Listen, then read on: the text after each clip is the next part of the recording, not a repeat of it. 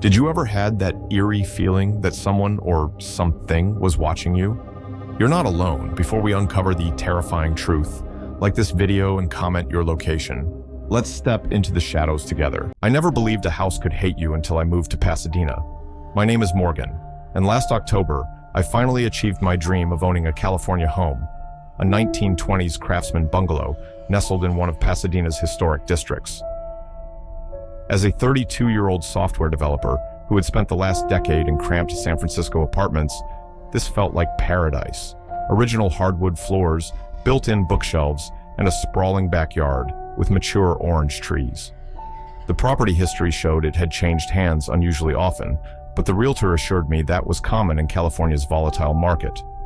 Would you have bought a house if the previous 5 owners had all moved out within a year? In hindsight, I should have asked more questions. The first night, I noticed how the house settled. Old homes make noises. This wasn't new to me.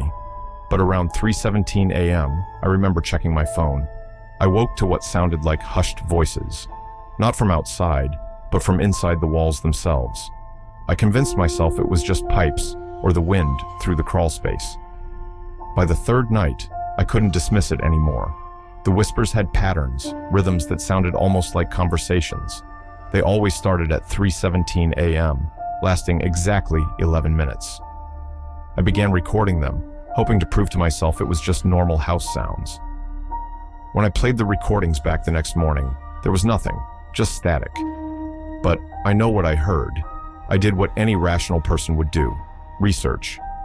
The Pasadena Historical Society revealed that my property was built on land that once belonged to the Tongva indigenous people, before being developed in the 1920s by William Hammond, a railroad tycoon with rumors of occult interests. The craftsman movement in California often incorporated spiritual elements into architecture, sometimes embedding objects into foundations or walls as protection. A month in, I started finding small piles of dirt in various rooms each morning, always in the same 5 spots, forming a perfect pentagon across the floor plan. I'd sweep them away, only to find them returned the next day. My security cameras showed nothing. They simply appeared between camera frames. The whispering evolved. I started recognizing one word repeated often: Dissiminoth. I searched extensively online but found nothing. Then, while scrolling through digitized newspapers from 1923, I discovered an article about the Hammond estate featuring a Tongva elder warning about a place called Dissiminoth, described as a thin place where worlds touch.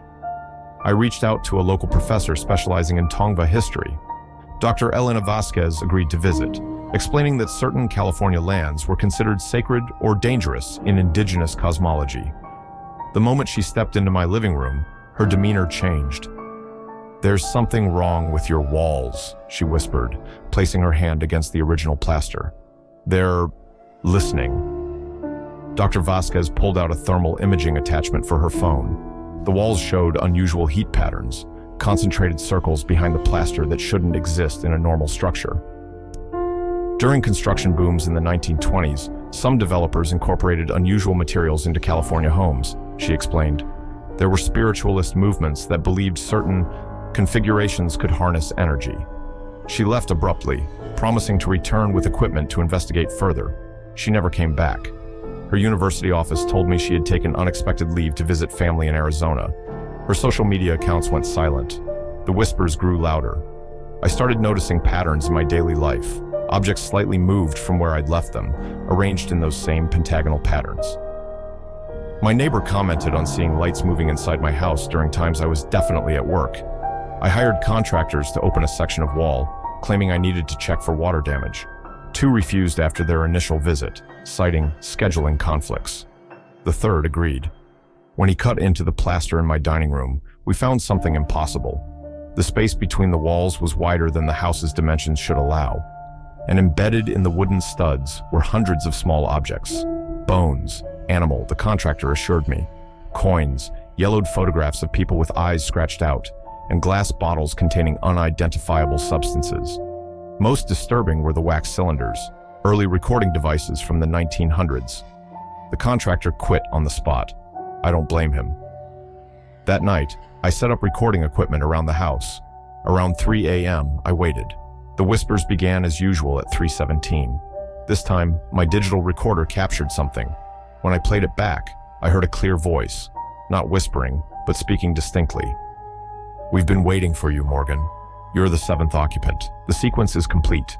I packed a bag and drove to a hotel, called a realtor the next morning and listed the house, disclosing nothing.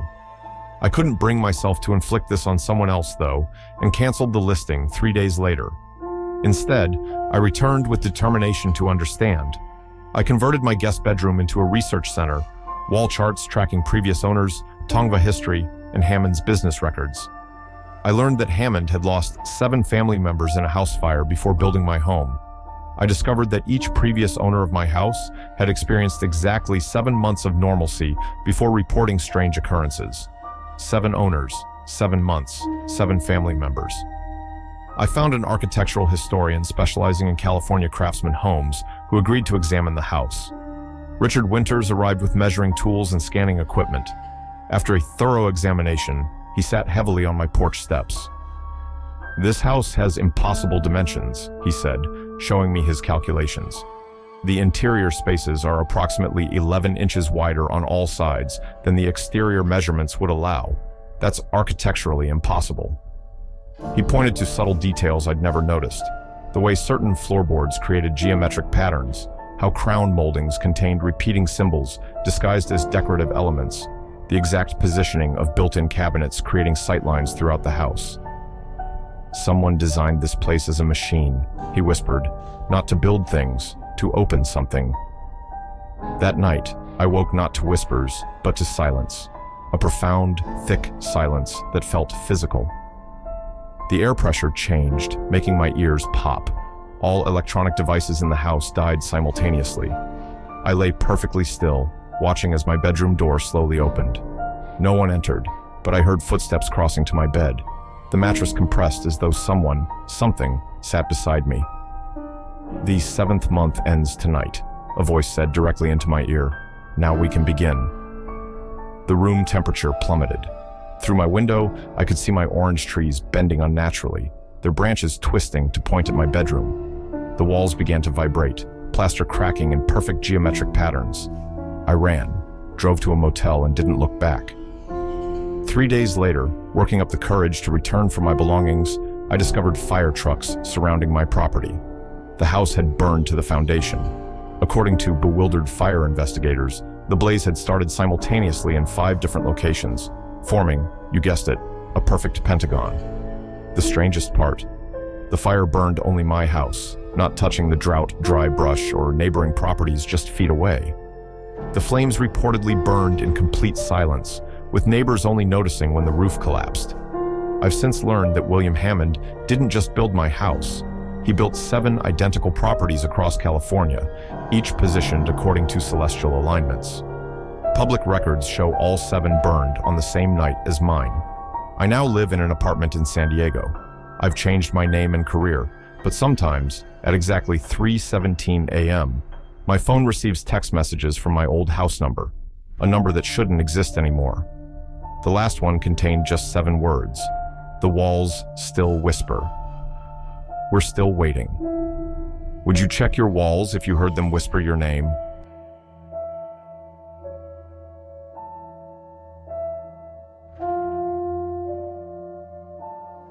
I inherited a house I'd never seen from an uncle I'd never met. The notification came via email, surprisingly casual for something so significant. According to the attorney's message, my mother's estranged brother Roland had passed away, leaving me his property in Monterey, California, a Victorian home overlooking the Pacific, built in 1896 and worth nearly $3 million in today's market. As a struggling 28-year-old journalist living in Phoenix, this seemed like winning the lottery.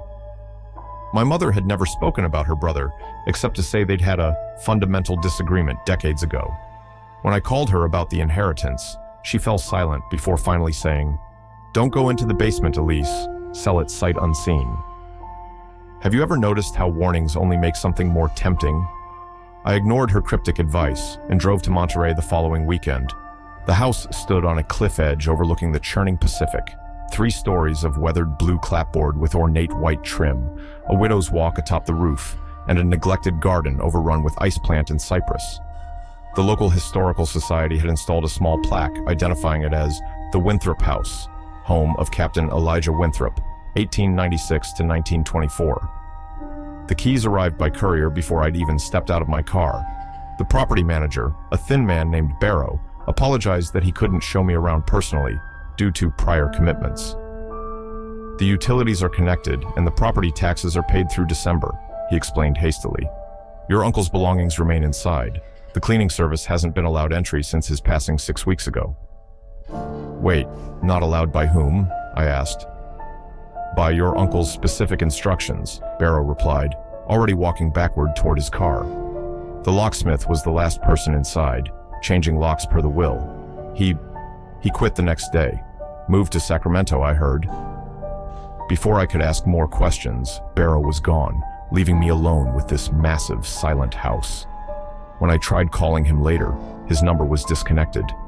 If the exterior was impressive, the interior was magnificent. Original hardwood floors, hand-carved banisters, stained glass transoms above doorways depicting maritime scenes. Antique furniture draped in white cloths filled formal sitting rooms.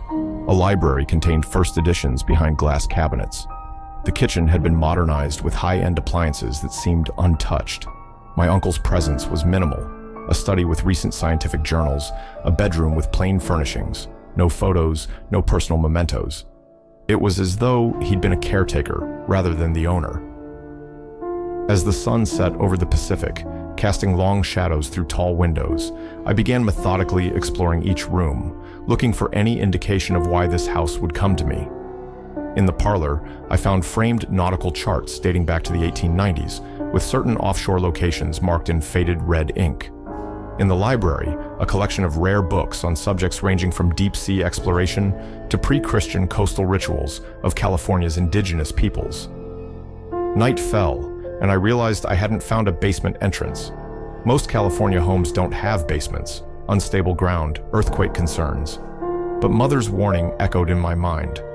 I returned to the kitchen, searching for a door I might have missed. Nothing. The pantry revealed only shelves of preserved foods. Behind the main staircase, however, I discovered a small door, painted the same color as the wall, with an antique brass keyhole. None of the keys I'd received worked on this lock. I might have given up if not for the sound, a faint, rhythmic thumping that seemed to come from behind the door, like a heartbeat, but slower, more deliberate. I pressed my ear against the wood and heard something else. Water, the gentle splashing of waves. Monterey sits directly on the Pacific, but this house was built on a cliff at least 30 feet above the waterline. There shouldn't be water sounds beneath the house. I returned to my uncle's study, searching drawers until I found a small wooden box containing a single brass key that looked far older than the house itself. The metal was patinated green-black with age, the teeth worn but distinctive.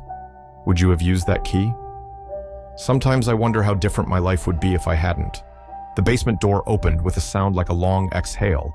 Beyond it, wooden stairs descended into darkness. The thumping grew louder, accompanied by that impossible sound of water. My phone's flashlight revealed walls of fitted stone rather than the house's wooden construction, older stonework reminiscent of Spanish colonial architecture that predated American settlement in California. The stairs descended much farther than they should have, far past the ground level, past where the foundation should end, past where the cliff face should begin. I counted 36 steps before reaching the bottom. The basement wasn't a room, but a corridor stretching ahead, its stone walls glistening with moisture. The temperature had dropped significantly, and I could see my breath clouding before me. Most disturbing was the ceiling height, at least 12 feet, far taller than the space between house floors would allow. The corridor extended approximately 40 feet before opening into a circular chamber. My flashlight beam couldn't reach the far wall, creating the unsettling impression of infinite space beyond. The floor was black marble inlaid with a pattern of silver lines, forming what appeared to be star charts or nautical maps. In the center stood a pedestal, holding a glass tank filled with seawater. Inside floated what I initially took to be a large jellyfish, translucent, pulsing gently. This was the source of the thumping sound. As I approached, I realized it wasn't a jellyfish at all, but something anatomically impossible, a disembodied human heart, significantly larger than normal connected to nothing, yet still beating steadily in the saltwater. Surrounding the tank were notebooks filled with my uncle's meticulous handwriting, documenting feeding schedules and growth measurements dating back to 1973. According to his notes, the heart had nearly doubled in size over 5 decades. The final entry, dated just before his death, read, "The convergence approaches." After 127 years, the celestial alignment returns. The heart has achieved maturity. My work completes what Captain Winthrop began. May my niece forgive what necessity demands. I backed away from the pedestal when I noticed something else. The water in the tank was rising, seemingly defying gravity as it climbed the glass walls. Then I saw movement in the darkness beyond. The far wall of the chamber wasn't a wall at all, but a massive window looking out into black ocean depths. Something enormous moved past the window, a tangled mass of pale limbs and eyes that shouldn't exist at this depth, at this location, in this reality. I ran for the stairs, the sound of cracking glass echoing behind me. Halfway up, saltwater began pouring into the corridor from hidden channels in the walls. By the time I reached the basement door, the water had risen to my knees, ice cold and smelling of deep ocean trenches. I slammed the door behind me, water seeping beneath it into the hallway. I grabbed essential documents from my uncle's study and fled the house. From my motel room, I called the only person who might understand, my mother. "You went into the basement," she said flatly. Not a question. What was that thing? What was Uncle Roland doing? She sighed deeply. Our family hasn't owned that house for generations. We've been its caretakers since 1924, when my grandfather acquired it after Captain Winthrop's disappearance. The Winthrops were more than sea captains. They belonged to an organization called the Thalassic Order, founded in 1868 after the discovery of something in the Monterey Submarine Canyon. The Monterey Canyon, I knew from my research, plunges over 2 miles deep just offshore, deeper than the Grand Canyon, one of the world's largest underwater canyons. The original basement was a natural sea cave, my mother continued. Winthrop modified it, creating a connection to the deep water trenches through channels that shouldn't be possible according to conventional geology. Roland believed in their work. I didn't. That was our disagreement. What work? What was he keeping down there? Not keeping, growing, cultivating. Her voice dropped to a whisper. The Order believes that heart is millions of years old, removed from something ancient that sleeps in the canyon depths. They've been nurturing it, strengthening it, preparing for when it can be returned. Returned to what? I demanded. To its original owner, she replied simply.